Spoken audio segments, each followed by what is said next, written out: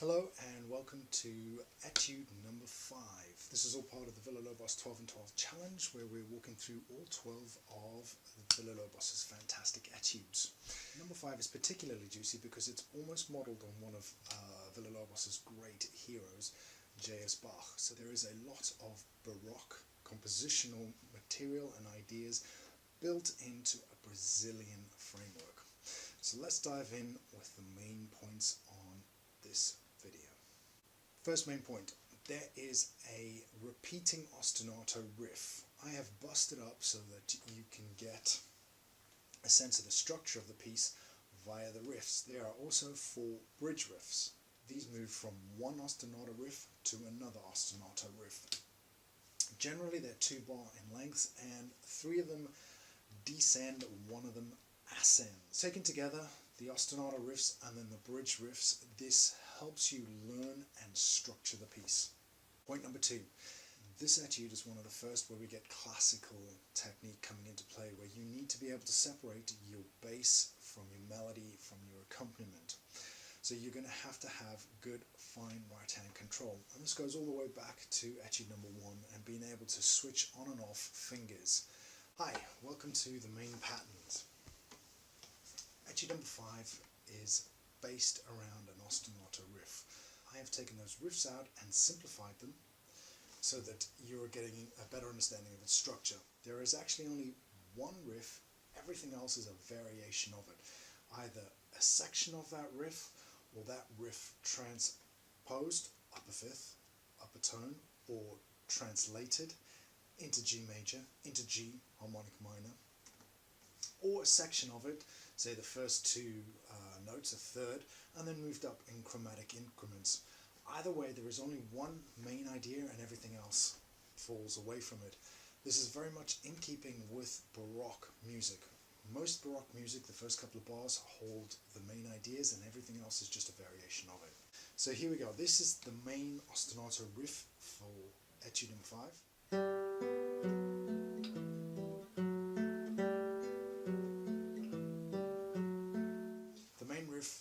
Is 24 bars long and it repeats 3 times, so it is the biggest chunk of information, so it's worthwhile understanding it. The next biggest chunk of information is what I have deemed 1C. It repeats in a big section on its own for 12 bars. Now this is just a G harmonic minor variation of the opening material.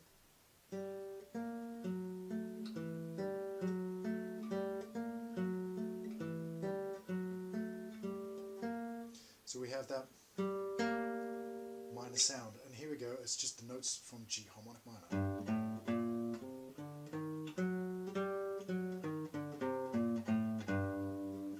So that is Villa-Lobos in the 2 main sections. Ostinato 2 is the opening riff, up a fifth.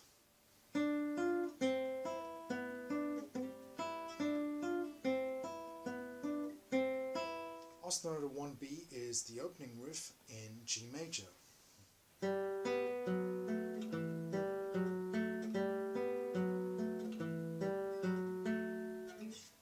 Ostinato 1C we've already seen. Ostinato 3, right, here's a lovely change. We have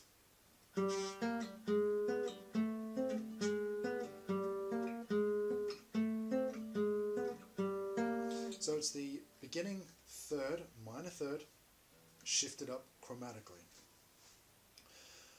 Ostinato 4. Ostinato 4 is a slightly different variation. It uses a minor third again. It then goes into a second and then into a flat 5. So ostinato 4 together is a 2 bar idea and it sounds like this.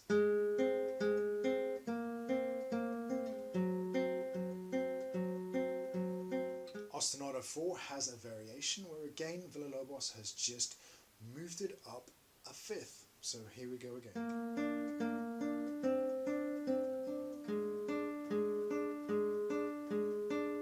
Ostinato 5 has one idea and it's a shortened idea. It is taking the minor third and just using that.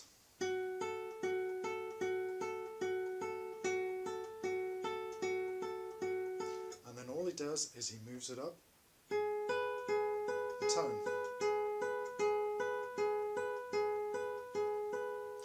And those, in essence, are the 5 ostinato riffs you need to keep your eye on.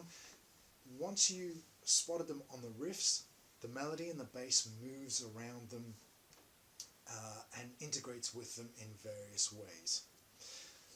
Let's move on to the bridge patterns. Okay, in this piece we have 4 bridge patterns. Again, the main material comes from the opening riff. Of the 4 bridge patterns, 3 descend either chromatically in tones or in intervals larger than a tone. Bridge ostinato number 1.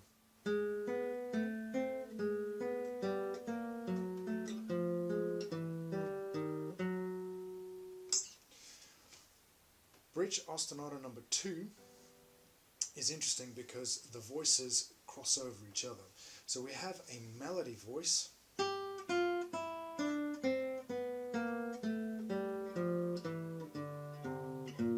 then it becomes a bass voice.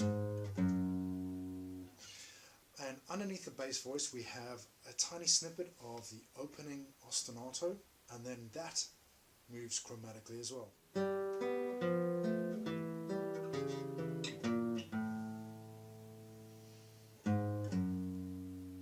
That little tag on the end, that's the 2 voices crossing over. Together they sound like this.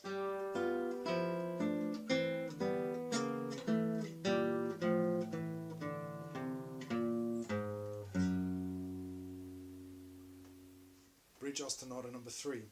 This one is the only one that ascends, and that takes us into the upper stratosphere in the second half of the first section.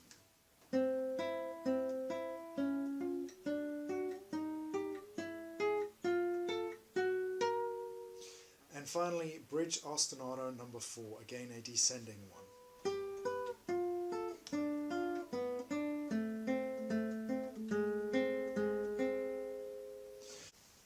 Once you have a handle on the ostinato riffs and the bridge ostinato ideas, take a look at the score and see if you can label up your score with them. What we're going to do is we're going to look at microstudy number 1 next. Welcome to microstudy number 1 and a little bit of rain here in New Zealand. Microstudy number 1 starts at bar 2, which is the second bar of the ostinato riff, so remember it's this one.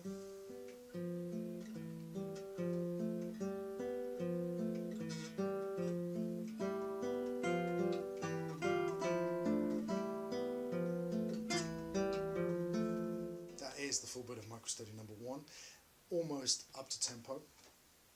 The main points to take note of here, and it was left off the 1950 edition, which is a real shame because it makes so much sense, is Villa-Lobos put en dehors underneath, which means outside, right underneath the beginning of this wonderful melody.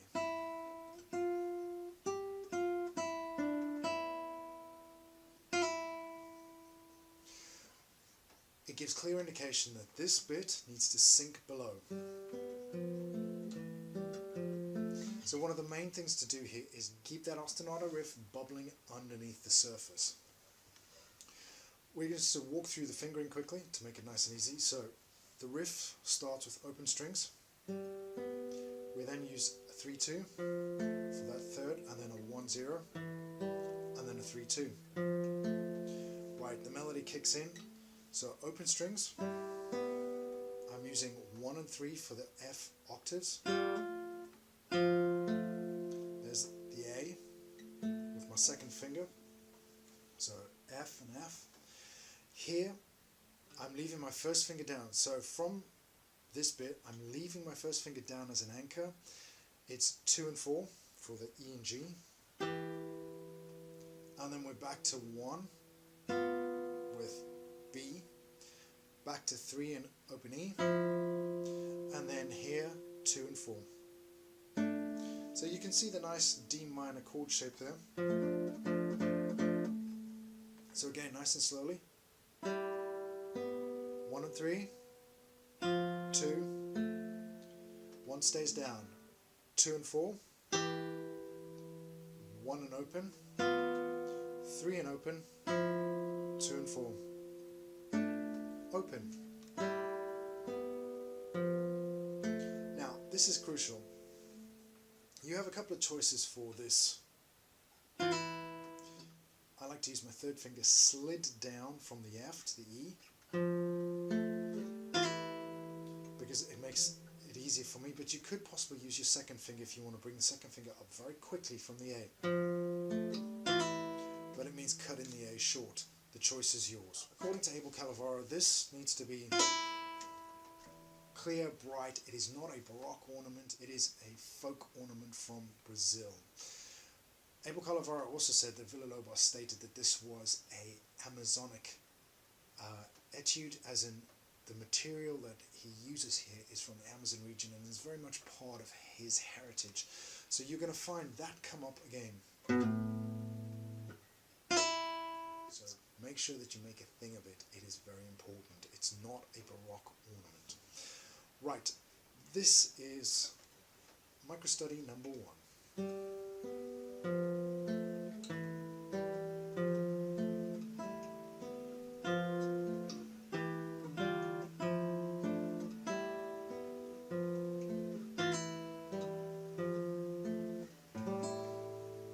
And then we're into the next microstudy.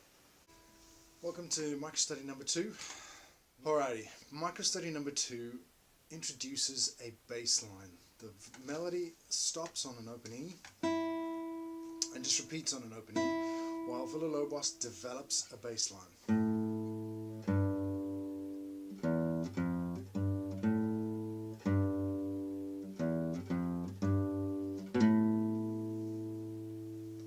With the bass line and the melody, obviously, then we still have ostinato number 1 ticking away in the background. The fantastic thing about this microstudy is actually there's only 2 bars to learn because there's only 2 bars of material that are repeated. So I'm going to walk through the fingering slowly. Right hand, I'm using P, I, and A to get that, and once I've done the P, I, and A with the melody, it's I am pretty much for the rest of it. All open strings. Third finger with the 4th finger on the G and the F. Right, now you have 2 choices here on the next bit. You can either bring your second finger back up and cut the A short for the E on the ostinato, or I prefer, and it is a little naughty, I'm not going to lie, but I cut the G short. My 4th finger tracks down to the E and then tracks back up for the octave F, and then back to 3 and 2 for the A and G. And then the second half, it is a pluck down. Now I am literally plucking down. Added security, I'm plucking into the next string. 3, 2, 1, 0, 3, 2, back to 1. 3, 2, 1, 0. And then we're back to in the next microstudy.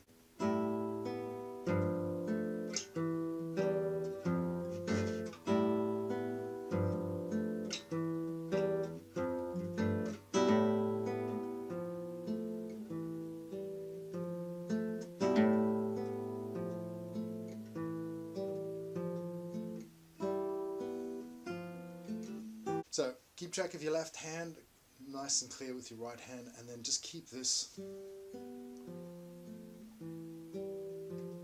gurgling in the background. That's it for this opening video. This has all been part of the Villa-Lobos 12 and 12 challenge. Thank you very much for staying to the end. We're now on etude number 5. I have done the previous 4. There is a ton of videos out there.